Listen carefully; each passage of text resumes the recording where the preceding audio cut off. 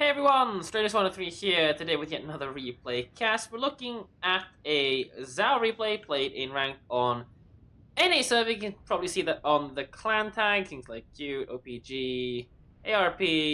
Don't think these exist on EU, so I'm not that familiar with the NA player scene, if you want, and the clan scene, so we're just gonna go with everyone's equal.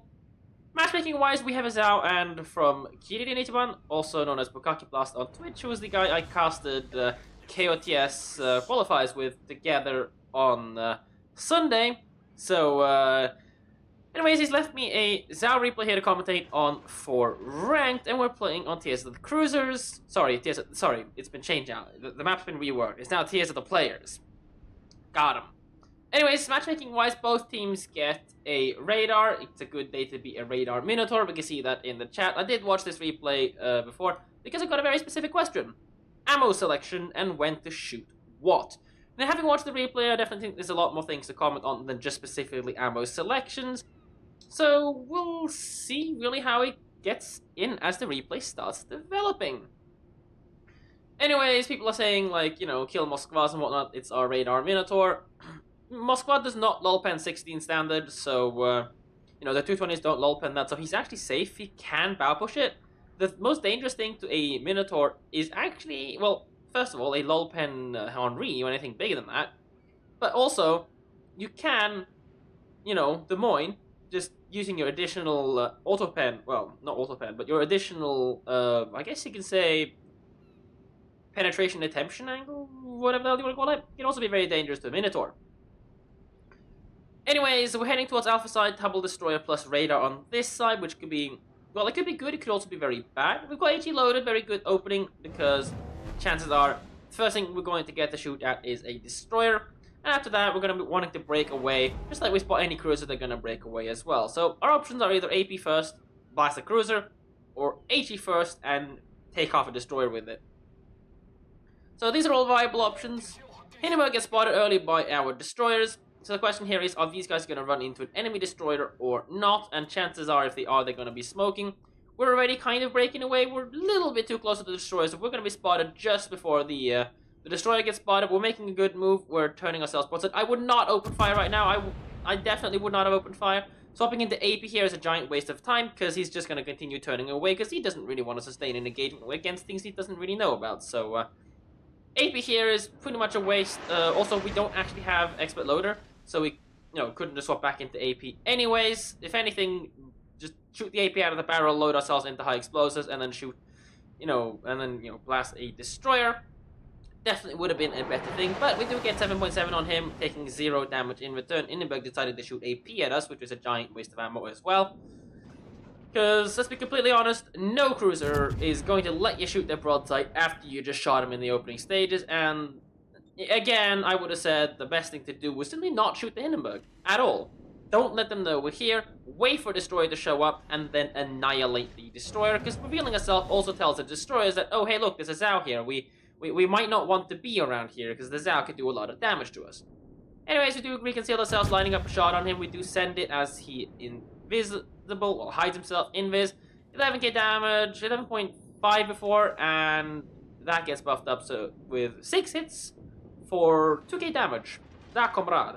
So, bit unfortunate there. Anyways, pushing up. At this point, chances are we're behind the smoke screen, so we could potentially shoot using our Hydro in case of torpedoes, but the Z-82 almost certainly has Hydro up himself. No guarantees, though. No clan tag and whatnot, so, I mean, who knows.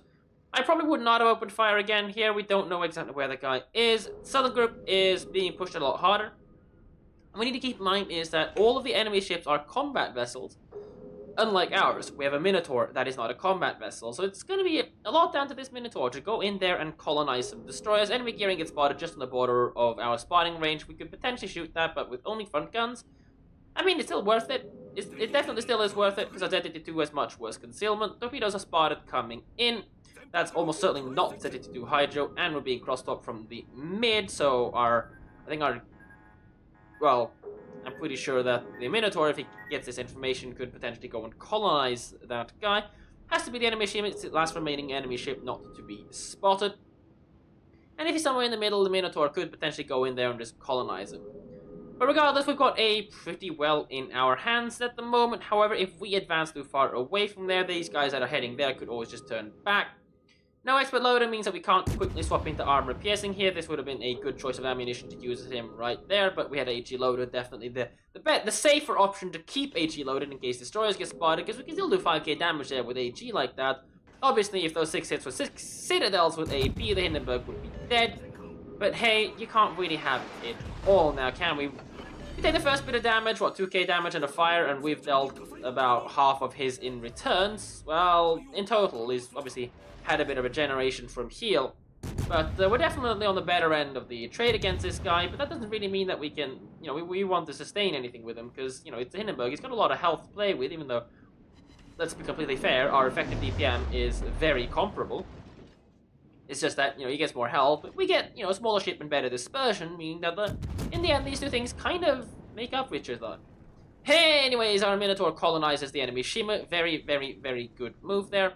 We're kind of mirroring the enemy fleet heading down south, which could become awkward rather quickly. We do have the points advantage, but we don't really want to let the enemy get both B and recap A. And that's currently the risk we have right now. If you have a look around the map, you can see Hindenburg is still healthy enough. He just needs to advance in this kind of a direction. He'll be just fine. He can kite these guys. Moskva radar isn't that dangerous to any destroyers on its own.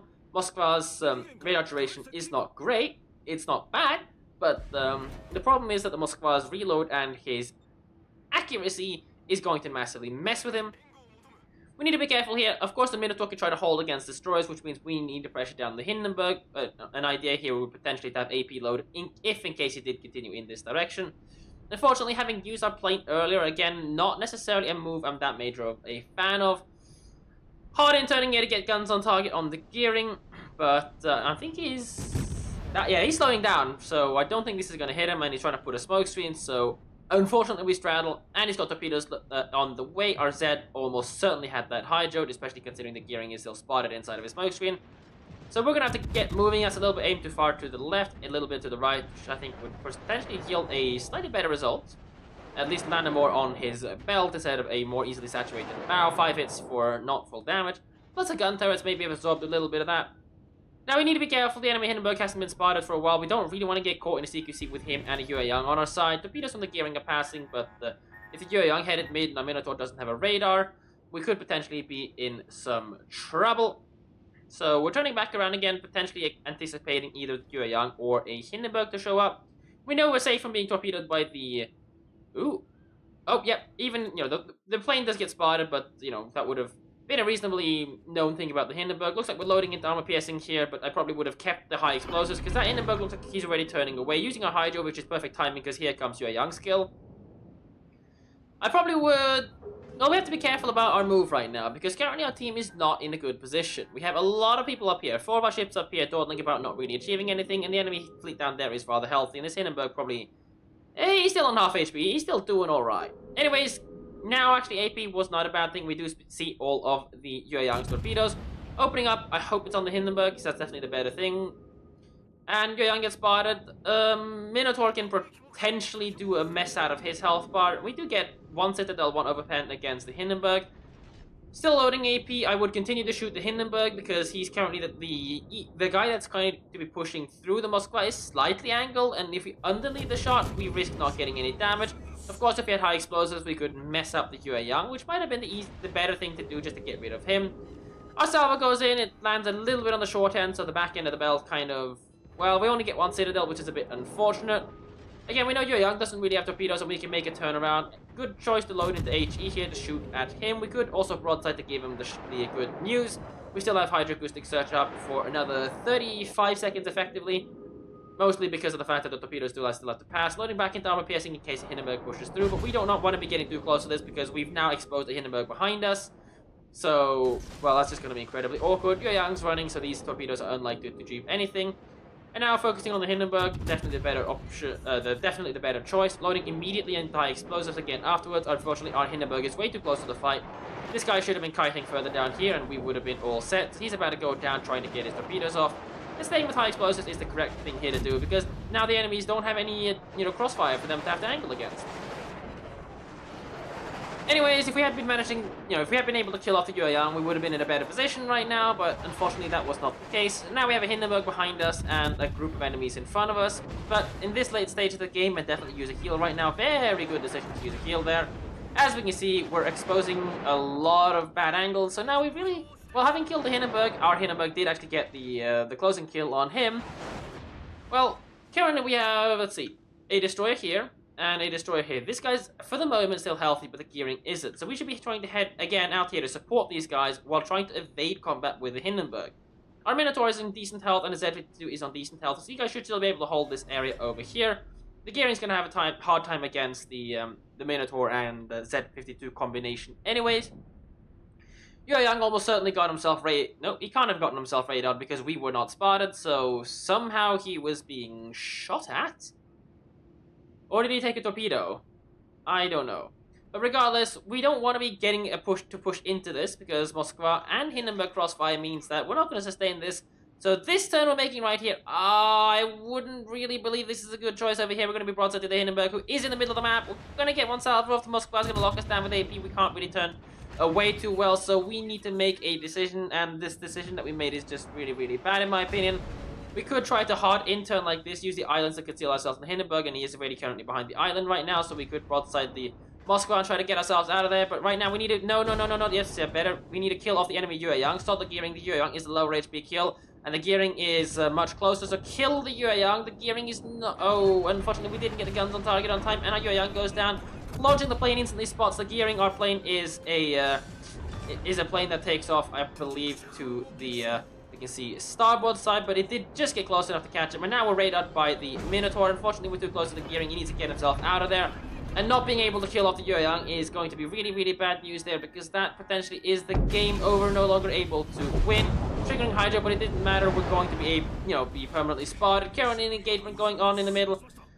Z52 is losing to the gearing. The Minotaur needs to go in there and colonize that. Hopefully he will be able to, but unfortunately we just can't get a respawn on the Yueyang, which means that, well, we're not really going to be able to kill him, because the gearing was close enough at that point that we would have just been able to deal with the gearing by simply pushing out and letting, for example, plane spot him or just natural spot him. And taking the torpedo means that we're no longer in a position to effectively engage this enemy Moskva. Firing here is a bit of a risk, and I would definitely not have recommended it. But I guess at this point we're thinking that it is a lost game because our Z52 actually got himself killed. And that's the points already in, well, let's face it, not in our favor. So at this point, we don't really have anything better to do than just to try to advance in the opposite direction. So we're going to healing ourselves up again. Very good. Moskva does not have a radar, but he is getting rather close to be able to perma-spot us. Even, we're a faster ship, so he won't really be able to get away with that. But had we been set on fire there, that would have been really, really bad. At this moment, the Moskva, he's just going to chase us down if he's any form of smart whatsoever. So, well, we just need to try to get ourselves some health back. It would have probably been an idea to stay inside of the smoke screen and just, just to wait it out, because the Moskva's radar was down, and if we fired, we would have been staying spotted. So we did risk our health quite a bit there, but we didn't get punished for it, so that's quite alright.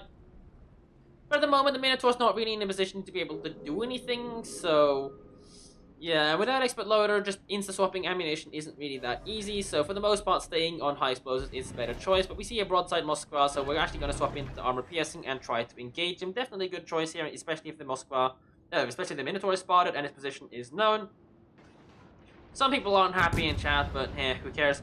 Good AP broadside on the Moskva, but I would insta-load into HE, or Q into HE after this, because it's unlikely he's going to maintain a broadside for us to shoot at. Very, very good damage, but swapping into HE here is way too late. I would have stayed on the reload into AP because of the fact that, well, he's still broadside enough, and it took some time to damage on his engine. Speaking of damage on double fire, definitely push the R button.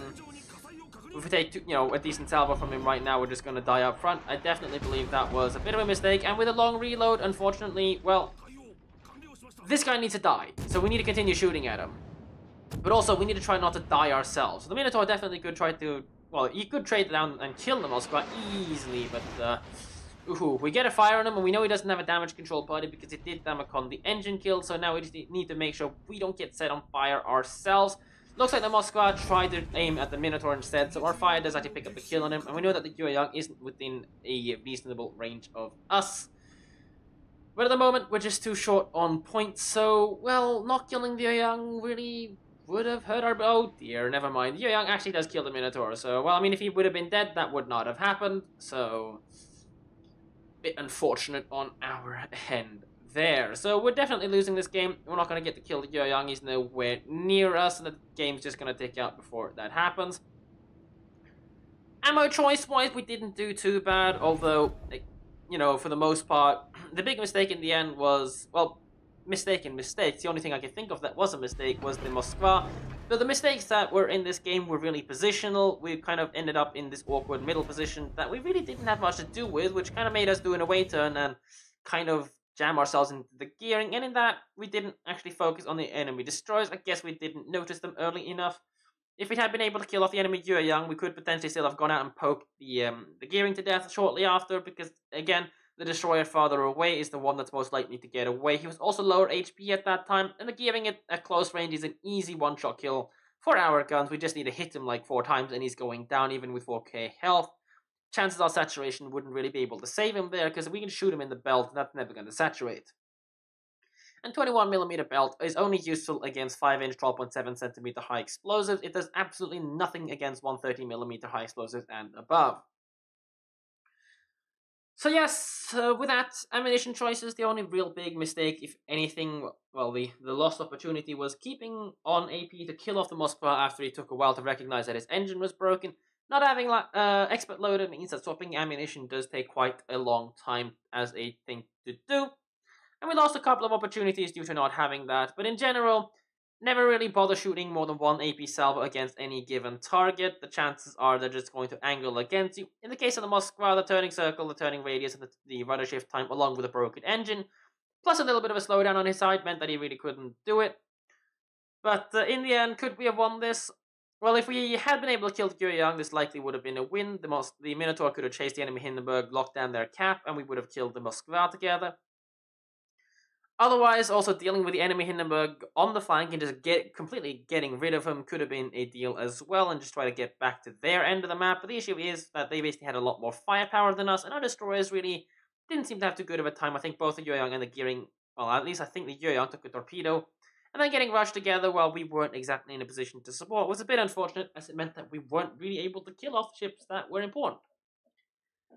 Otherwise, focusing fire, I would have focused on the enemy Hindenburg as he was pushing on the southern end in the middle stages of the match when he was coming through. That would have potentially led to him, well, being bled and killed earlier, giving us more time to deal with the enemy Moskva and the destroyers. Splitting the fire, I mean, yes, the Moskva is a much more juicy target. We could potentially have picked him up. And of course, I have the benefit of hindsight, whereas Kiririn would not have had that in the battle. But I do believe that a Hindenburg is a much more dangerous target, and in that kind of a situation, the Moskva, show the radar and whatnot, but the radar isn't really actually that dangerous. What is dangerous is the Hindenburg there to deal the damage for the Moskva, because the Moskva's guns, well, they're just way too troll. The Russian guns, Russian dispersion, which means that they have a tendency to throw shells absolutely everywhere except where you want them. So in the end, the 3 big misplays were not securing A, so the enemy got behind us, getting ourselves into a little bit of a crossfire, putting pressure on us, and then in the end, not managing to nail the enemies Young. Anyways, I hope you guys enjoyed this replay cast. I'll be trying to get through as many of these as possible, as long as I have time. And I'll be going through them in the order that they were sent to me, and maybe I'll find some time to do some strategic highlights of my own EU-ranked battles. But yes, hope you guys enjoyed this. Take care, and I will catch you guys in the next one. Bye!